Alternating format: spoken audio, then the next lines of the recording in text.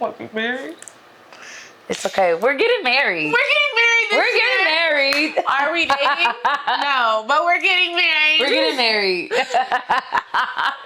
Oh my God, they're gonna be like these crazy girls. I know we're gonna have husbands. Yeah, we're gonna We're gonna have husbands. Yeah. And the black ones. I'm kidding. I did the same thing. I'm like, I mean, if they black, I just said I want to see black people married. I ain't say it had to be to other black people. If you hated me, camera, you could have just said that. I don't know why my camera's turning off. I'm gonna have to figure that out. We ain't making that a blooper. Y'all gonna be like, damn, she got kids. Oh my God, excuse me. That's a blooper. That is a blooper. I did not mean to yarn. Oh my gosh. Listen, y'all, it's late. Did y'all see this? We had a long day. We did. We are doing this for you. Y'all know that meme where the girl's like, that's how I feel.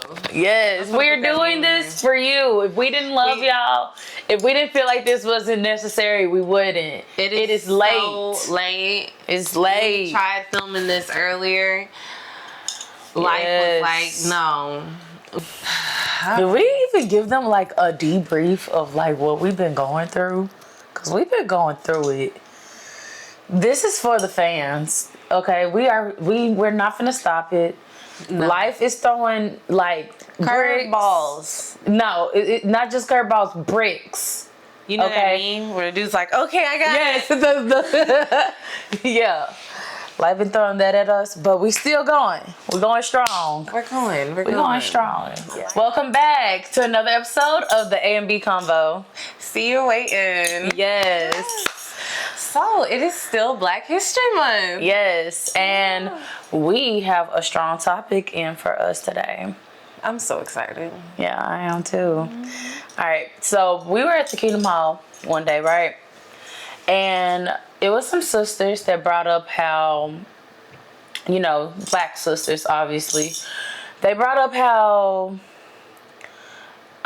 every culture can have their culture appreciation. You know what I mean? Like every culture can embrace their culture freely. But when black people embrace their culture, it's seen as like a political movement. Mm-hmm. And we said that's not fair for us. Mm-hmm.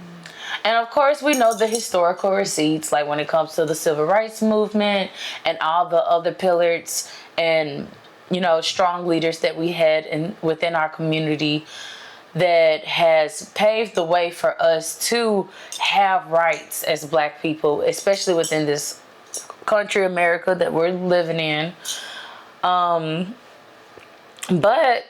as it boils down to it, being black and proud is kind of seen as rebellious. But no, that's shocking. But yeah. I feel like a lot of people growing up, that was like a norm,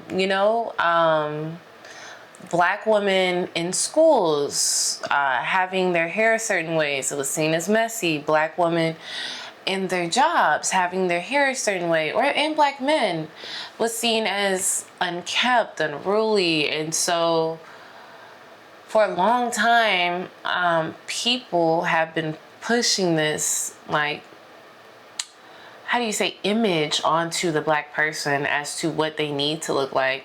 And I guess the standard of beauty at that time was more so a European standard. Yeah. And so I feel like a lot of people still have that very backwards way of thinking. And I feel like it's 2026 now, though. I feel like we've made a lot of movement. I remember growing up and hearing stories about girls getting like suspended because their hair was too big and their hair was an afro, and really? Like people have sued over that. Like if I can find it, I'll place the article somewhere around here. Yeah. And I think it was especially like when it comes to the Crown Act, when it comes to like people wearing their natural hair freely to the point where, they could wear it to their jobs.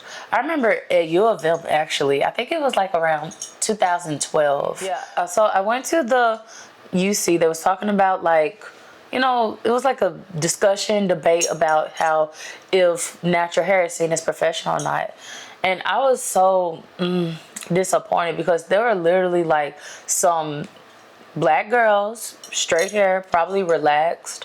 I don't know, maybe they got silk pressed, but definitely bone straight hair, talking about how, you should not feel comfortable wearing your natural hair to a job interview because you won't get a job. They said that people will only hire people that looks like them, meaning like I guess in their mind, everybody that or anybody that you're being interviewed by is essentially maybe a white person, and people are not gonna hire you if you have natural hair. Do you know because of that, every job interview I've ever been on since then, I make sure I wear my natural hair. Really? The job I have, yes, the job I have now, the job I had before. Even at the time, I think I was working at, a PT clinic, natural hair then. Like, I always make sure. And guess what? Hired. And another job I could think of, hired. Like, and if they don't want to hire me with my natural hair out, I don't even want to work there. Yeah, I can feel that. That does set up for like a toxic work environment. But the thing about it is, it's like being a Jehovah's Witness. Like we're not trying to be political. We're just trying to be black and proud. Yeah, and I feel like everyone holds spaces for other like cultures. But yeah, because people have been trying to get rid of black culture, and black culture hasn't exactly been something that's been widely accepted. It's seen as a political movement. Yeah. When in reality, it's just us trying to get back to what our roots are. Of course, now our roots are different because, we were taken from Africa, we were brought here, and so now we're African Americans, and so African American culture is so vastly different, but I think it's still something to be celebrated. And I love seeing people expressing their black culture. Yeah. Like some of the best videos I've seen are like, I'm a creative. I saw someone make a video and it was like a poetry style video. Oh. And it was like in a hair store. All these girls had these beautiful hair going on, curls, braids. We love the girls. Gold. Like, black culture is lit. And I think black culture should be celebrated. So I'm really glad we're talking about this during Black History Month. I know. But unfortunately, by the time they get this video, it won't even be Black History Month anymore. But we still doing it. Well, we got the shortest month anyways. I know, right? So until the 30 days are up. Period. That Black part. History Month. But yeah, no. And I feel like I hate that you went through hearing those girls say that.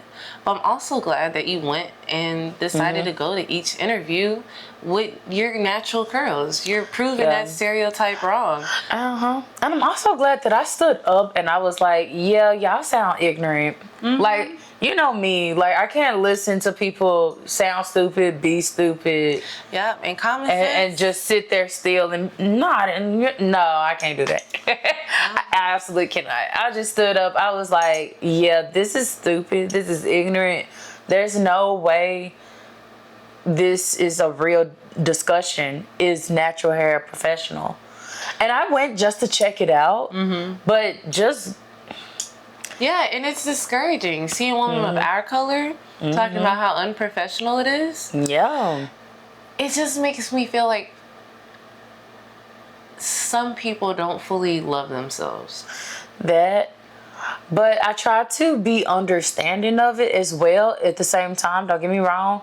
Because, don't get me wrong, the girl who said it, she was around my age.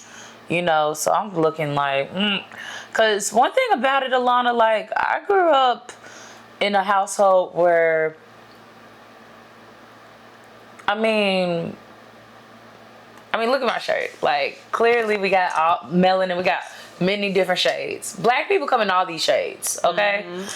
And in my household, everybody's a different shade. Like, I got a sister this shade, a mama this shade, a daddy this shade, and I'm about this shade, whatever. But, like, it's like I was always taught to appreciate my skin tone. I was always taught to appreciate my hair.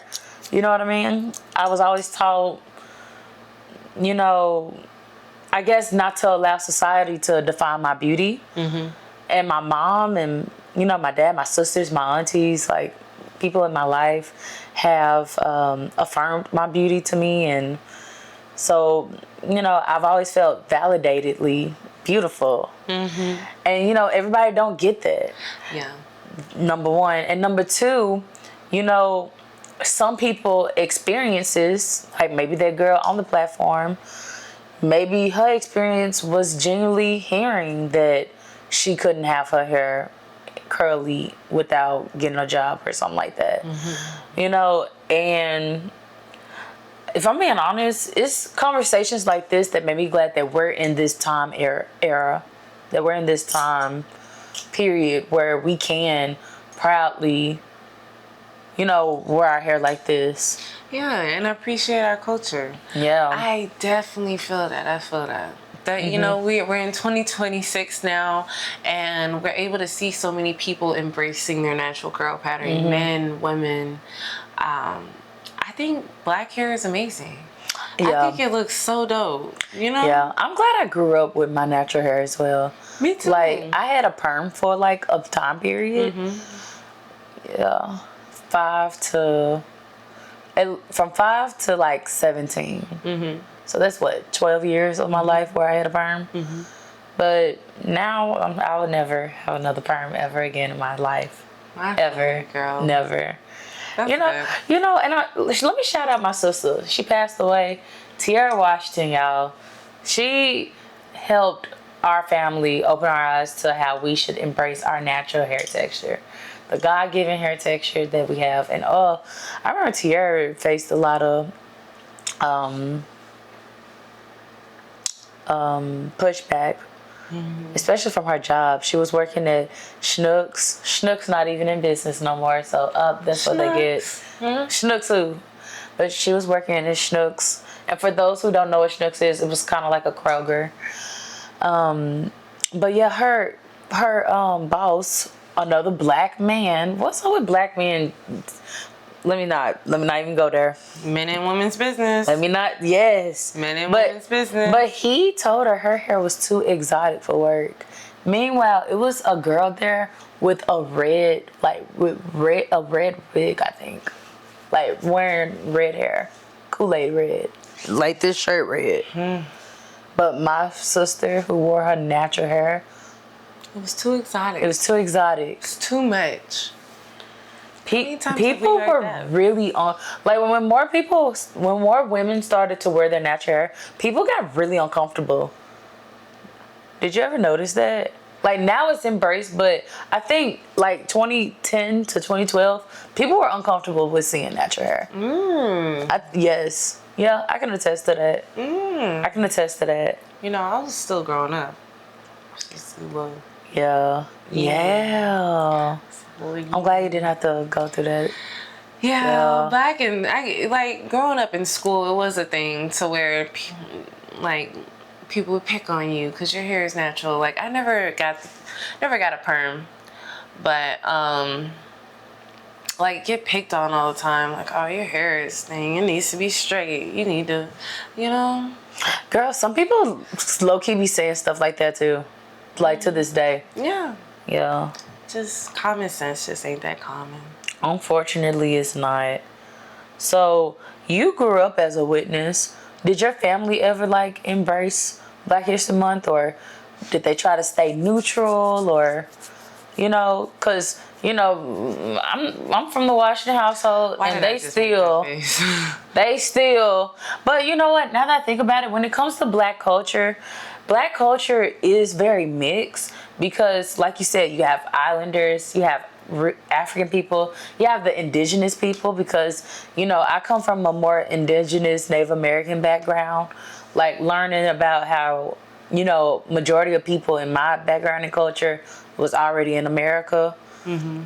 People don't talk about that as much, but we was already here. Yeah.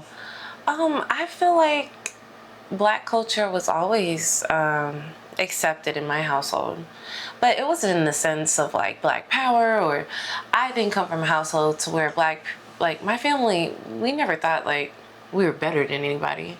And I feel like sometimes people feel like there's a negative connotation because they feel like, oh, black people are saying they're better. But I grew up, and my mom is South African and my dad is from South Carolina.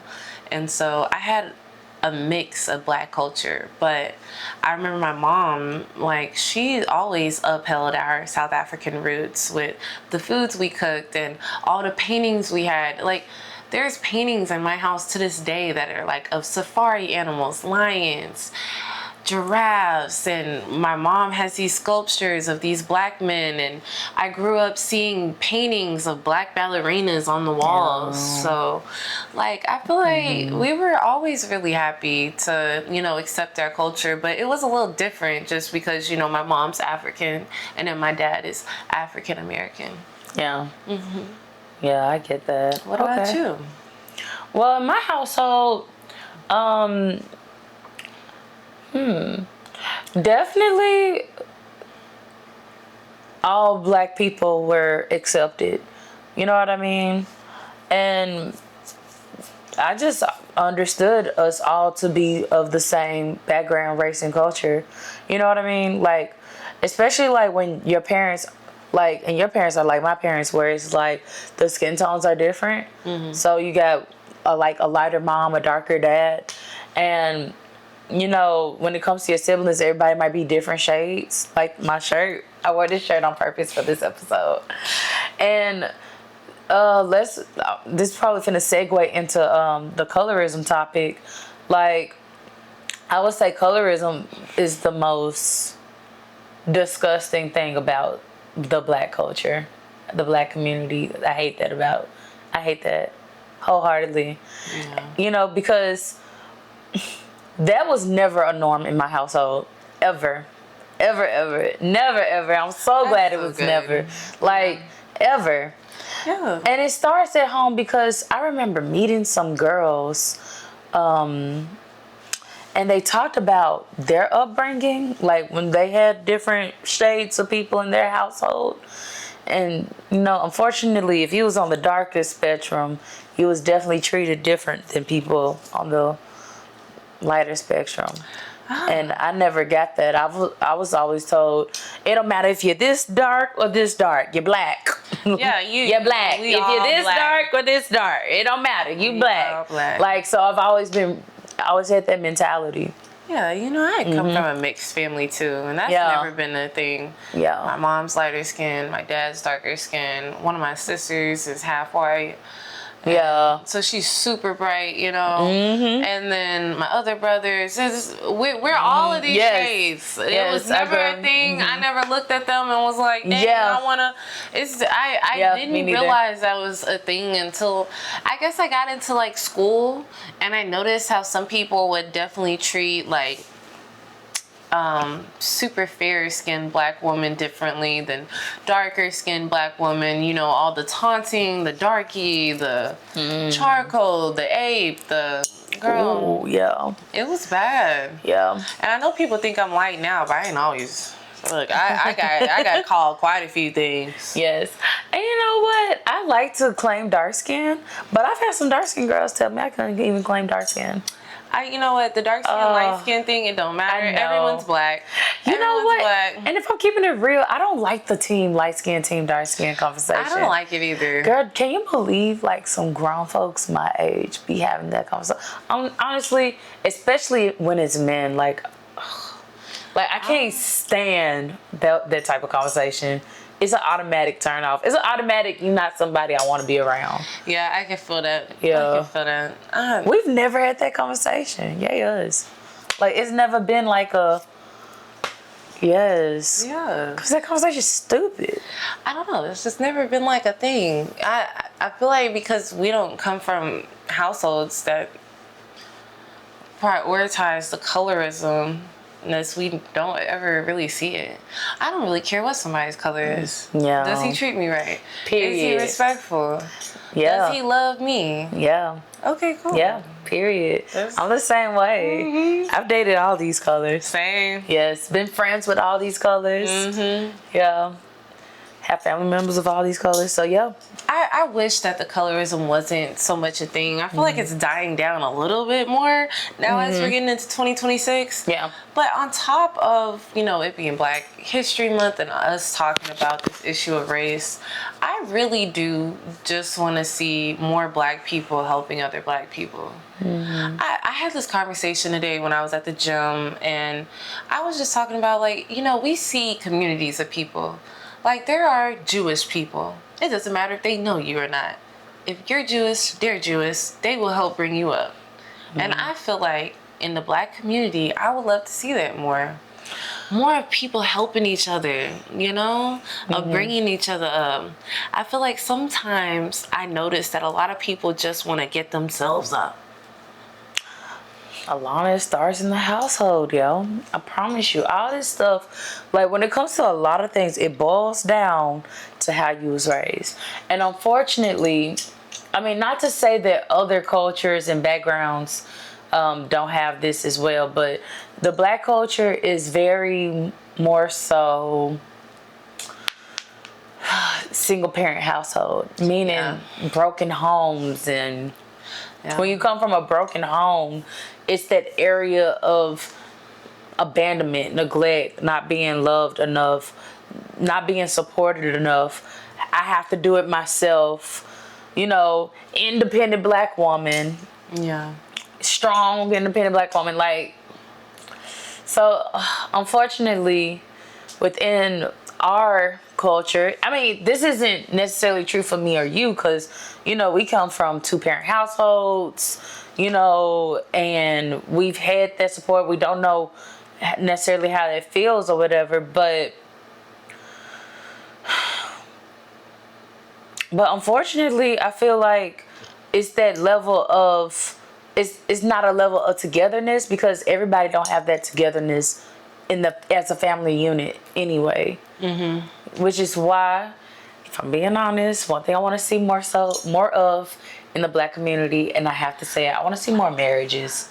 Black love. I knew you was gonna say Black love. Not even just Black love, because some of this love out here is toxic. Okay, I see some folks have some toxic dynamics. I want to see more Black marriages, and it's gonna have to start off with people having a mindset and the morale of, I want a marriage. It takes 2 people to make a family. It does. So it should take 2 people to raise that family up. Yeah. But I definitely feel you on that. Like, I'd love to see more complete households. My parents have been together for 30 years, and I always look at their love, and I'm like, I can't wait to have a love like that. Yeah. And it would be so amazing seeing that more, like Black marriages, us coming together, raising the kids together, being more complete. But and all of this isn't just like on Black people and their mindset. The government had certain things in place to where you couldn't get certain housing or assistance if there was a man in the household. And that strategic planning kicked the Black father out of the household more times than not when it first started. So what does that unity look like now? For me, I said marriage. And stop being so prejudiced. Get rid of that mindset of like lighter skin and maybe a looser hair texture is better. Okay, I'm tired of folks thinking like that. I'm tired of people talking like that. I'm tired. I hate that mentality. I think all shades of Black and all hair types is so beautiful. Yeah, that looks like marriage and unity. Yeah, that's unity to you. I feel like unity to me is also marriage. Like, I want to be married. It's okay. We're getting married. We're getting married. Are we dating? No, but we're getting married. We're getting married. Oh my God, I think I'll be like these crazy girls. I know, we're gonna have husbands. Yeah, we're gonna have husbands. Yeah. And the Black ones. I'm kidding. I did the same thing.